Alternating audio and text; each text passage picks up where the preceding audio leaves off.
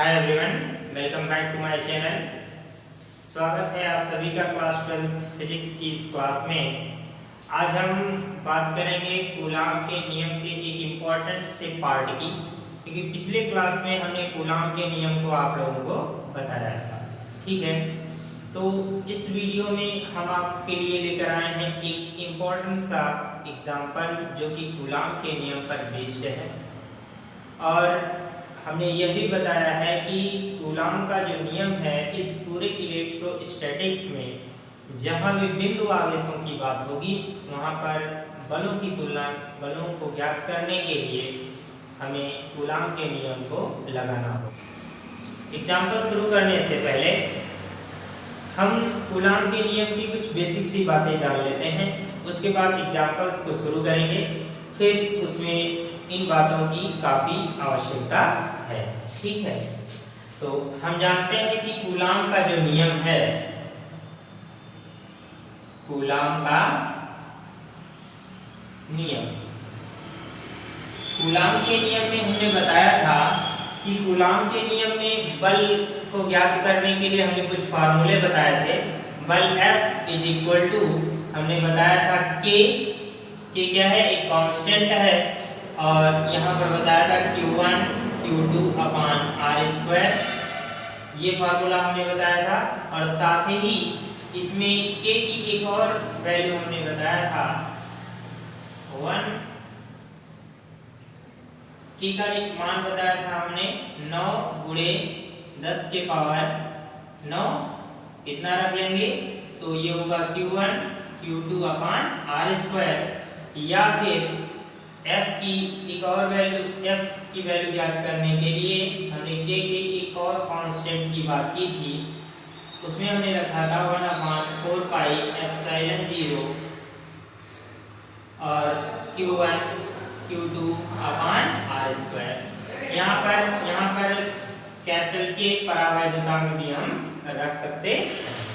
वायु निर्वात के लिए यह कांस्टेंट परावैद्युतांक K का मान क्या होता है, 1 होता है।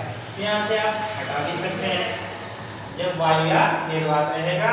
यदि वायु निर्वात नहीं है तो इस K को हम यहाँ पर उस पदार्थ के लिए रखेंगे। ठीक है, तो ये फार्मूले हमने बताए थे।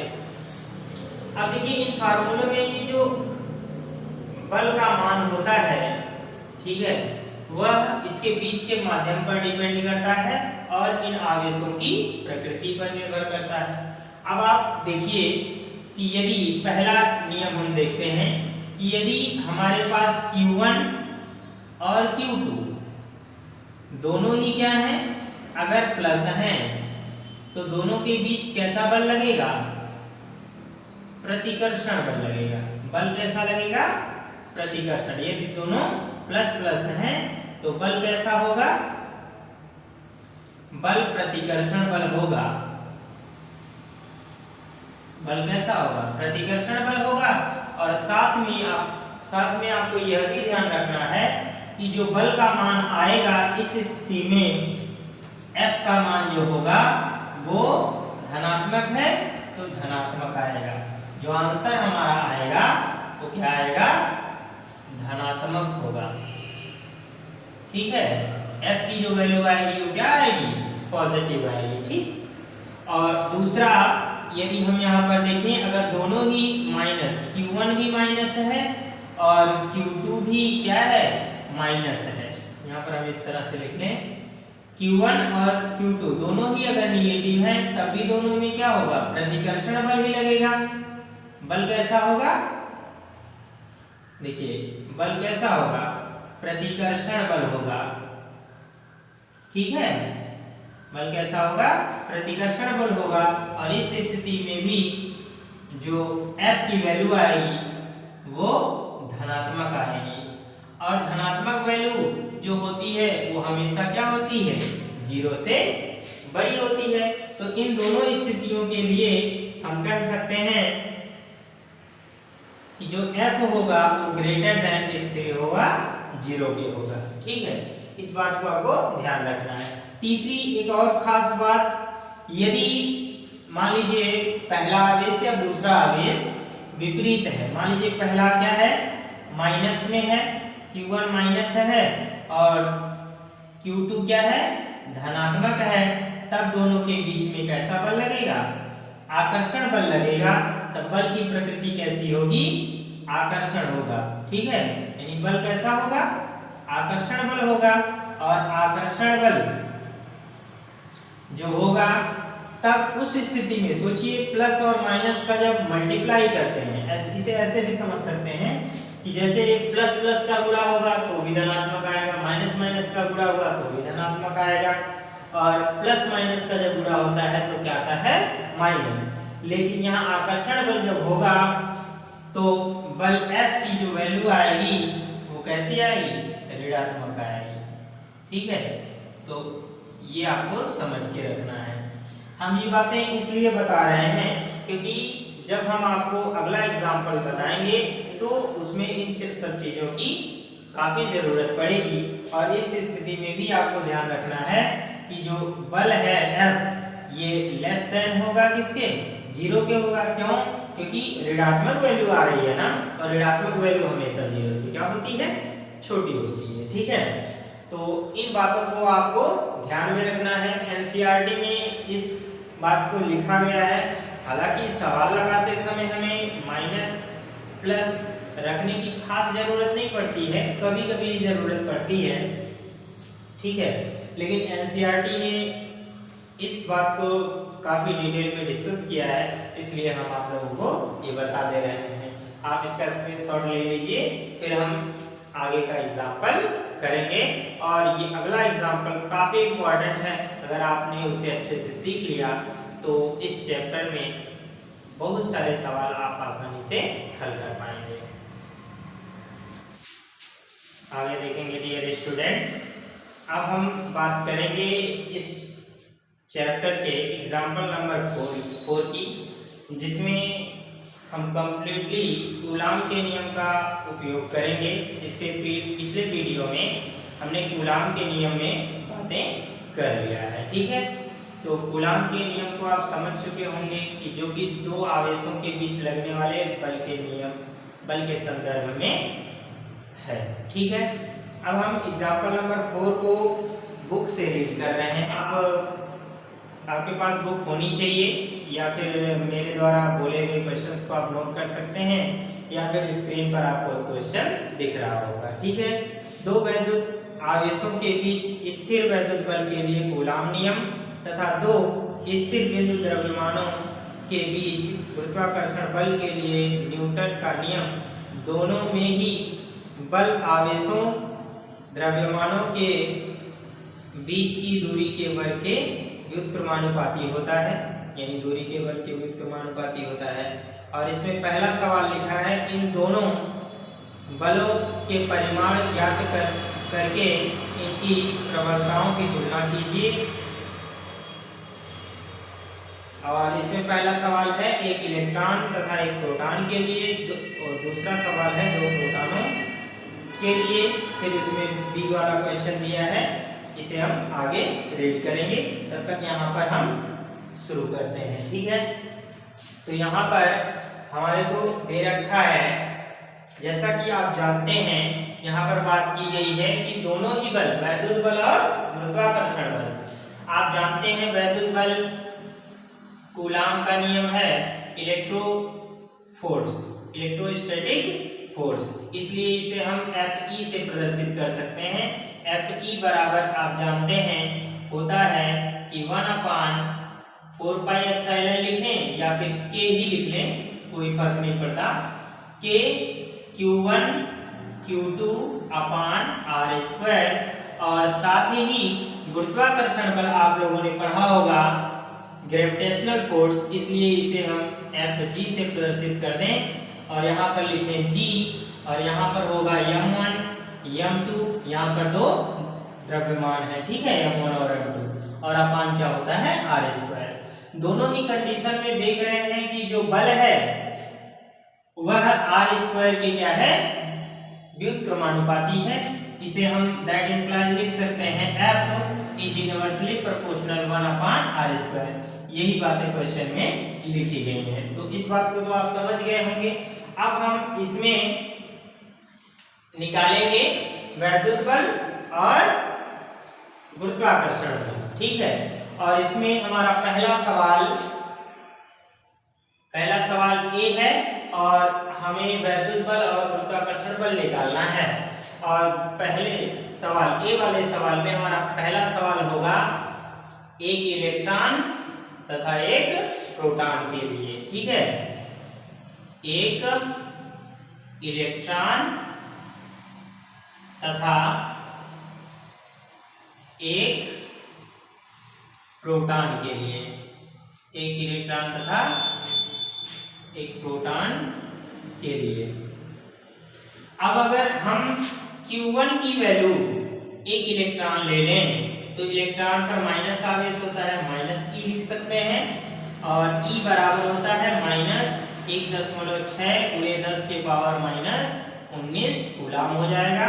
ठीक इसी तरह से हम Q2 ले लेंगे तो Q2 बराबर हम प्रोटॉन ले रहे हैं इसलिए प्लस ई लिखें और इस पर भी आवेश इतना ही होता है, हम पहले भी वैद्युत बल की गणना कर रहे हैं, ठीक है। तो ये हो जाएगा प्लस 1.6 गुणे 10 के पावर माइनस 19 कूलम हो जाएगा। और अब यहाँ पर हम वैद्युत बल Fe को निकालते हैं तो Fe बराबर क्या हो जाएगा, देखिए Fe बराबर आप लिख सकते हैं K और Q1 यहाँ फार्मूला दिया है और Q1 Q2 पे मान रख लेते हैं हम यहाँ माइनस ई, ठीक है, माइनस ई हो जाएगा और यहाँ प्लस ई लिख लें और अपान में क्या होगा आर स्क्वायर लिख लेंगे। और यहाँ पर फिर से इसका मल्टीप्लाई कर लें तो क्या हो जाएगा, देखिए ये दोनों ही विपरीत आवेश हैं इसलिए आकर्षण बल होगा और आकर्षण बल को हमने बताया कि यहाँ पर बल माइनस में आता है तो इसे हम लिख लेंगे, ये हो जाएगा प्लस माइनस का गुणा माइनस और के ई का गुणा होगा ई स्क्वायर अपान क्या हो जाएगा आर स्क्वायर, इतना लिख सकते हैं। अब यहाँ पर हम ठीक इसी तरह से गुरुत्वाकर्षण बल की भी तुलना करेंगे। अब यहाँ पर लिख लें, मान लीजिए m1 जो है, m1 का मान जो होगा वो यहाँ पर m1 ना लिखकर m1 की जगह पर हम me लिख रहे हैं, इलेक्ट्रॉन का द्रव्यमान, ठीक है। यहाँ पर ऐसे ना लिखकर लिखिए m1 बराबर क्या हो जाएगा, एक इलेक्ट्रॉन का द्रव्यमान है तो यहाँ पर हो जाएगा me। इसी तरह से दूसरा हो जाएगा m2 बराबर mp लिख सकते हैं, प्रोटॉन का द्रव्यमान, ठीक है। तो यहाँ पर हम लिखेंगे Fg, क्या लिखें Fg बराबर क्या लिख लेंगे कैपिटल G और यहाँ पर हो जाएगा me और इनटू mp अपान क्या हो जाएगा आर स्क्वायर। अभी तो हम इसको इसी रूप में लिख रहे हैं, यह भी आकर्षण बल होता है क्योंकि गुरुत्वाकर्षण बल आकर्षण बल है इसलिए इसे भी हम क्या कर लें माइनस में ही दर्शा लेंगे, ठीक है। अब यहाँ पर क्या करना है, कहा गया है कि वैद्युत बलों की तुलना करनी है तो तुलना करने के लिए हम इनका क्या करेंगे रेशियो निकालेंगे यानी अनुपात निकालेंगे, ठीक है, Fe और Fg का। यदि हम Fe और Fg का अनुपात निकालें तो क्या होगा, देखिए यहाँ पर इसको यहाँ पर लिख ले रहे हैं हम, Fe तथा Fg का अनुपात निकालें तो देखिए क्या हो जाएगा Fe अपान Fg। देखिए इसको हम मॉड में लिख ले रहे हैं ताकि इसका केवल परिमाण निकले, ठीक है। और परिमाण भी ना निकाले फिर भी आप देखिएगा कि यहाँ माइनस माइनस दोनों जगह है वो कट जाएगा, ठीक है। चाहे तो मॉड रख लें या फिर ना रखें कोई फर्क नहीं पड़ेगा। यहाँ पर अब इसका भाग दे रहे हैं, देखिए Fe का वैल्यू लिखा गया है कितना हो जाएगा, मॉड हटा भी दें तो भी कोई दिक्कत नहीं है। यहाँ पर माइनस माइनस हटा दे रहे हैं, अब ये हो जाएगा के स्क्वायर अपान आर स्क्वायर और अपान में हो जाएगा Fg का वैल्यू यहाँ पर हो जाएगा G me mp और अपान में क्या हो जाएगा आर स्क्वायर से आर स्क्वायर मर जाएगा, तो क्या बचेगा F E upon F G. देखिए हम केवल यहाँ पर इसका परिमाण ले रहे हैं और बराबर यहाँ पर बचेगा, देखिए के ई स्क्वायर बचेगा। अब इनका वैल्यू रख लेते हैं। आपको पता होगा कि के का वैल्यू है 9 गुणे 10 के पावर 9 और ई का वैल्यू जो होता है वो होता है 1.6 गुणे 10 के पावर -19 कूलम। इसका स्क्वायर है, हम भी स्क्वायर कर दे रहे हैं। और यहाँ जी का वैल्यू होता है 6.67 गुणे 10 के पावर -11। इसे आपको याद कर लेना होगा। एम मतलब इलेक्ट्रॉन का द्रव्यमान यानी मास ऑफ इलेक्ट्रॉन। तो इलेक्ट्रॉन का जो द्रव्यमान होता है वो आपको पता होगा 9.11 गुणे 10 के पावर -31 केजी होता है, ठीक है। और यहाँ पर एमपी मतलब प्रोटॉन का द्रव्यमान, तो प्रोटॉन का द्रव्यमान कितना होता है 1.67 गुणे 10 टू द पावर -27 केजी होता है, ठीक है।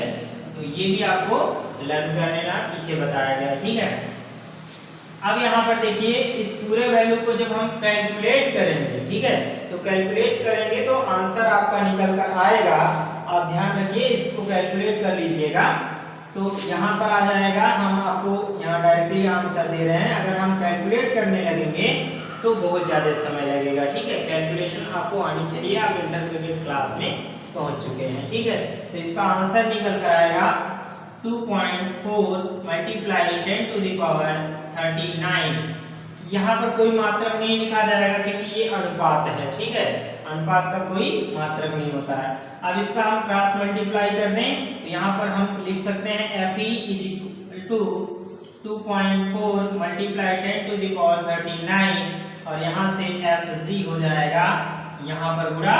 और अब आप देख रहे होंगे कि एफ जी का गुणा अगर इतने में कर रहे हैं तब एफ ई के बराबर हो रहा है, अर्थात अकेले एफ जी जो है वो एफ ई से क्या है छोटा है। तो यहाँ पर हम लिख सकते हैं इसे अतः इलेक्ट्रॉन तथा प्रोटॉन, एक इलेक्ट्रॉन और प्रोटॉन की बात हुई है ना, अतः एक इलेक्ट्रॉन तथा प्रोटॉन के बीच लगने वाला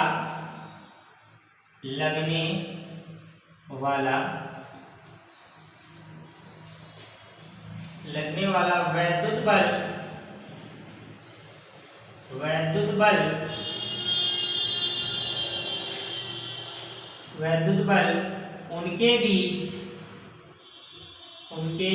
लिखिए चाहे मध्य लिखिए, उनके मध्य लगने वाले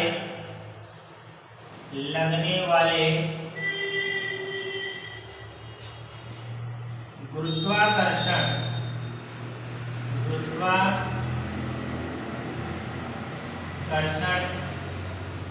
बल की तुलना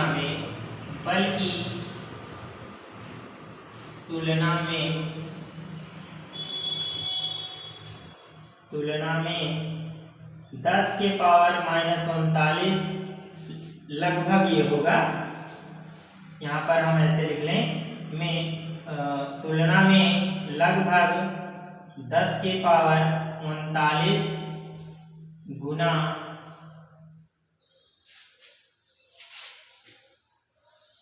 बड़ा होता है,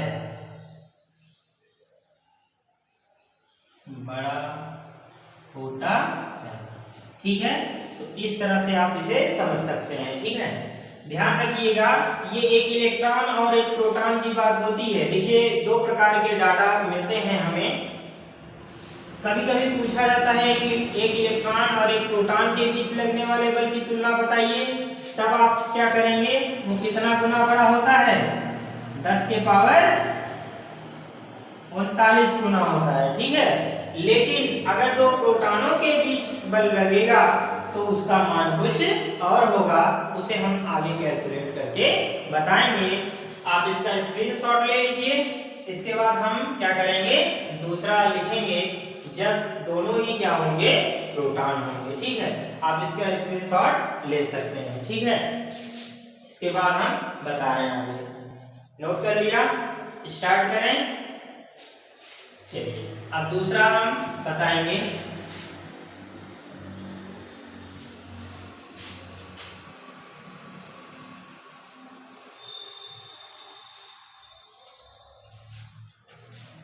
यहां पर ए का दूसरा सवाल है, यदि दोनों प्रोटॉन हो, ठीक है, दोनों आवेश या दोनों कण क्या हो, प्रोटॉन हो। यदि दोनों प्रोटॉन हो तब क्या हो जाएगा, देखिएगा, तब फार्मूला जो होगा यहाँ पर, यहाँ हम डायरेक्टली चाहे तो लिख सकते हैं पहले की तरह।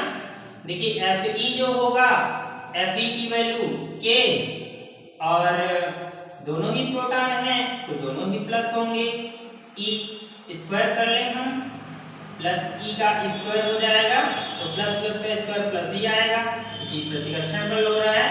तो यहाँ पर हम डायरेक्टली लिख लें कि E स्क्वायर अपान क्या हो जाएगा, R स्क्वायर। इसी तरह से Fg की बात करें तो Fg इज इक्वल टू हो जाएगा G, और यहाँ पर देखिए Mp है ना, प्रोटॉन है तो द्रव्यमान Mp का होगा तो Mp स्क्वायर हो जाएगा, और अपान फिर से यहाँ R स्क्वायर हो जाएगा। और जब हम यहाँ से Fe अपान Fg की वैल्यू निकालेंगे, Fe अपान Fg की वैल्यू निकालेंगे, तो हमारा मॉड में अगर हम करें तो यहाँ पर दोनों वैसे भी यहाँ पर पॉजिटिव ही हैं क्योंकि दोनों समान आवेश हैं, तो R स्क्वायर तो मर जाएगा, तो बचेगा क्या, K E square upon G M P square. ठीक है, अब हम यहाँ पर देखिए इसकी वैल्यूज को अगर यहाँ पर भर दें, जैसा कि हमने पीछे आप लोगों को बता भी दिया है, फिर भी हम यहाँ पर लिख दे रहे हैं कि K की वैल्यू कितनी होती है, 9 गुणे 10 टू द पावर 9 होता है, और उसके बाद मल्टीप्लाई E का वैल्यू होता है 1.6 गुणे 10 के पावर -19 कूलम स्क्वायर है, स्क्वायर लगा दिया हमने, और यहाँ G का मान है 6.67 गुणे 10 के पावर -11, और यहाँ पर मल्टीप्लाई कर दें MP यानी mass of proton 1.67 multiply 10 to the power -27, और यहाँ पर भी स्क्वायर लगा देंगे, और इसे जब आप कैलकुलेट करेंगे तो इसकी वैल्यू निकल कर आएगी, यहाँ पर हम इसको लिख दे रहे हैं 1.3 मल्टीप्लाई, ऐसा ना लिखें, इस तरह से लिख ले रहे हैं थोड़ा सा, Fe upon Fg is equal to 1.3 multiply 10 to the power, यहाँ पर आएगा 36। ठीक है, 36 आएगा, और यहाँ से फिर से हम अगर इसका क्रॉस मल्टीप्लाई कर दें तो आप यहाँ पर देखेंगे ये आएगा Fe, इसको यहाँ पर लिख दें ऐसे, दैट इम्प्लाइज यहाँ पर आ जाएगा Fe is equal to 1.3 multiply 10 to the power 36, और यहाँ पर हो जाएगा Fg। ठीक है, इतना हो जाएगा। अब यहाँ पर आप देख रहे होंगे कि दो प्रोटॉनों के बीच जो बल लगता है वो 10 टू द पावर 36 के लगभग गुना होता है। देखिए यहाँ पर दो प्रोटॉनों के बीच लगने वाला जो वैद्युत बल होता है वो गुरुत्वाकर्षण बल की तुलना में 10 टू द पावर 36 गुना बड़ा होता है। ध्यान रखना है, दो प्रोटॉन रहेंगे तो इतना 36 गुना होगा 10 टू द पावर, और अगर एक इलेक्ट्रॉन और एक प्रोटॉन रहेगा तो 10 टू द पावर 39 रहेंगे। डाटा में कंफ्यूज नहीं होंगे, अच्छी तरीके से सीखिए इसे। इसका आप स्क्रीनशॉट ले लीजिए, फिर हम इसके बी वाले पार्ट को सॉल्व करते हैं। ठीक है डियर स्टूडेंट,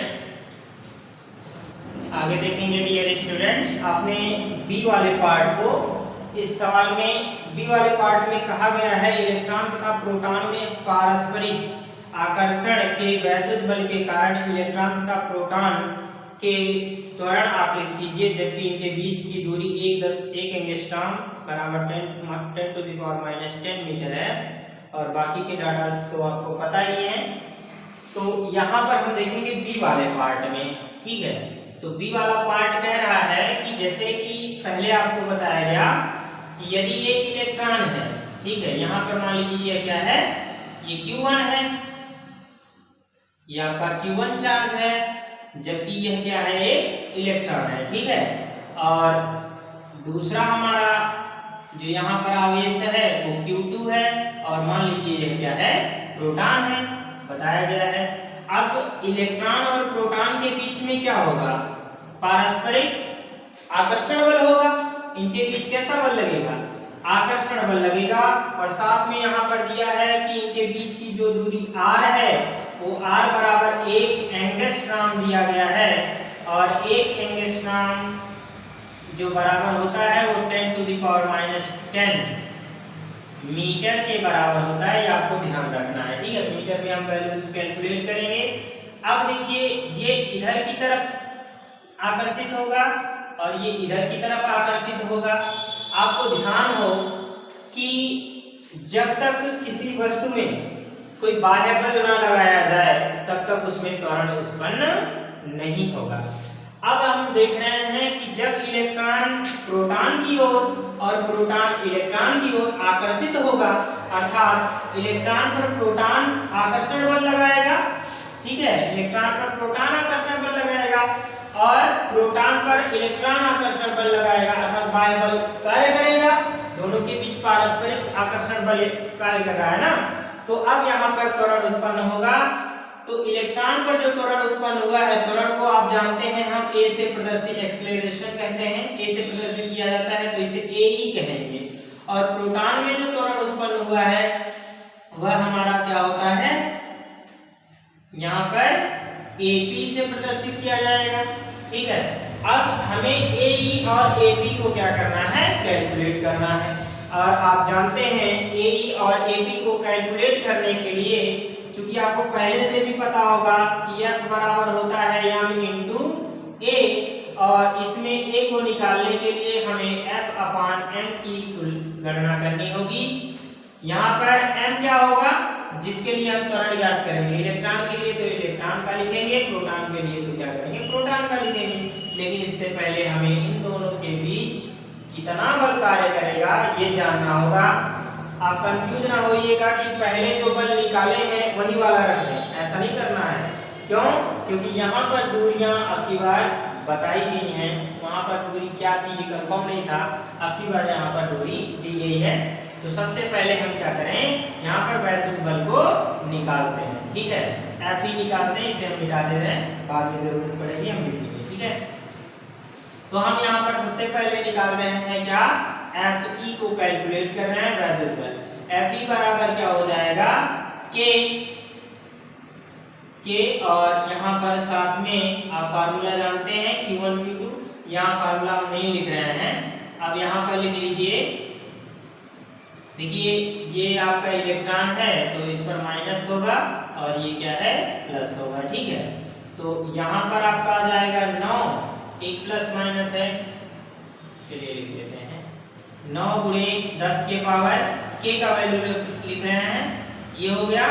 और साथ में हम यहाँ पर गुणा कर रहे हैं एक इलेक्ट्रॉन का Q1 का मान माइनस में है, तो यहाँ पर हम लिखेंगे गुणे -1.6 गुणे 10 के पावर -19 कूलम, और गुणे यहाँ पर हो जाएगा प्लस 1.6 गुणे 10 के पावर -19 कूलम, और साथ में r² और r का वैल्यू आपको दिया गया है 10 के पावर -10, और इसका भी हम स्क्वायर लगा देंगे। देखिए ये माइनस प्लस का गुणा होगा तो माइनस आ जाएगा, और यहाँ पर हम Fe बराबर लिख लेंगे। इस पूरे को जब आप कैलकुलेट करेंगे, ठीक है, जब आप इस पूरे मान को जब कैलकुलेशन आप खुद कर सकते हैं, आसान है, कोई दिक्कत नहीं है, ठीक है। अगर हम कैलकुलेट करने लगेंगे तो काफी ज्यादा टाइम लग जाएगा, इसलिए हम इसको कैलकुलेट नहीं कर रहे हैं, बहुत आसान है। तो आप कैलकुलेशन खुद से करिए, ठीक है, इससे आपकी कैलकुलेशन भी स्ट्रॉन्ग होगी। तो यहाँ पर जो आंसर निकल कर आएगा हमारा, ये आ जाएगा, देखिए 2.3 मल्टीप्लाई 10⁻⁸। अब बल का मान है इसलिए ये न्यूटन में आएगा, तो ये इतना न्यूटन हो जाएगा। ठीक, तो इतना वैल्यू कैलकुलेट कर सकते हैं। देखिए यहाँ पर हम केवल माइनस को दिखा रहे हैं ताकि पता चले कि ये आकर्षण बल ही है। ठीक है, बाकी हम इसके केवल आंतरिक मान को ही लेंगे। अब हम यहाँ पर देखेंगे आगे कैलकुलेशन के लिए यहाँ पर त्वरण निकालेंगे इलेक्ट्रॉन का और प्रोटॉन का। अब यहाँ पर लिखिएगा, चूंकि हम जानते हैं कि F इज इक्वल टू होता है m इंटू ए, तो that implies A is equal to a को यहाँ पर रोक लीजिए, इसको इधर ट्रांसफर कर दीजिए, तो यहाँ गुणा कर रहा है इधर भाग होगा, तो F बटा क्या हो जाएगा m होगा। अब हम यहाँ पर पहला सवाल ले रहे हैं, इसमें एक इलेक्ट्रॉन के लिए। ठीक है, किसके लिए ले रहे हैं? इलेक्ट्रॉन के लिए। यहाँ पर लिखिएगा इलेक्ट्रॉन, इलेक्ट्रॉन, इलेक्ट्रॉन के लिए।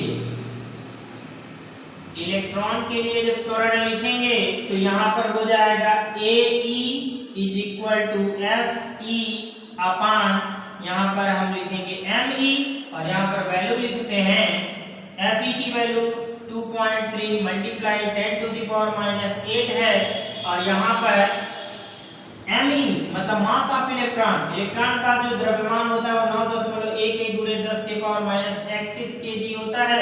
और इसे जब हम कैलकुलेट करेंगे तो निकल कर आएगा यहाँ पर AE इज इक्वल टू, इसे जब आप कैलकुलेट करेंगे तो निकल कर आएगा 2.5 मल्टीप्लाई 10⁻22 मीटर पर सेकंड स्क्वायर। ठीक है, तो इतना वैल्यू आपका निकल कर आएगा, इसे आप कैलकुलेट कर सकते हैं। ठीक है, अब हम देखेंगे इसी में दूसरा वैल्यू प्रोटॉन के लिए। प्रोटॉन के लिए, तो प्रोटॉन के लिए जब देखेंगे तो प्रोटॉन के लिए भी इसी तरह से होगा, AP लिखेंगे और यहाँ पर हो जाएगा FE अपान MP, और वैल्यू को यहाँ पर रख देते हैं 2.3 मल्टीप्लाई 10⁻⁸ अपान, और MP का जो वैल्यू होता है 1.67 10⁻⁻27, और इसे जब आप कैलकुलेट करेंगे तो यहाँ पर देखिए क्या निकल कर आएगा AP। ठीक है, एक्सेलरेशन ऑफ प्रोटॉन, तो इसका वैल्यू निकल कर आएगा 1.4 × 10 के पावर माइनस नहीं, यहाँ पर हो जाएगा 19, और ये हो जाएगा मीटर पर सेकंड स्क्वायर। इतने मीटर पर सेकंड के वेग से प्रोटॉन क्या होगा? इलेक्ट्रॉन की ओर आकर्षित होगा, और इलेक्ट्रॉन जो होगा वो प्रोटॉन की ओर 2.5 × 10⁻22 ठीक है मीटर पर सेकंड के वेग से आकर्षित होगा। ठीक है, इतना त्वरण उत्पन्न होगा जब यह आकर्षण बल लगेगा। तो डियर स्टूडेंट, ये एक काफी अच्छा सा एग्जांपल था कूलाम के नियम पर आधारित, और उम्मीद है कि आप लोगों को समझ में आया होगा। यदि फिर भी कोई डाउट्स रह जाते हैं तो आप कमेंट सेक्शन में पूछ सकते हैं, और अगर यह क्वेश्चन आपने अच्छे से समझ लिया है, कर लिया है, तो आगे के क्वेश्चंस करने में आपको कोई परेशानी नहीं होगी। इसके बाद हम अगले लेक्चर में अगले टॉपिक पर बात करेंगे। तब तक के लिए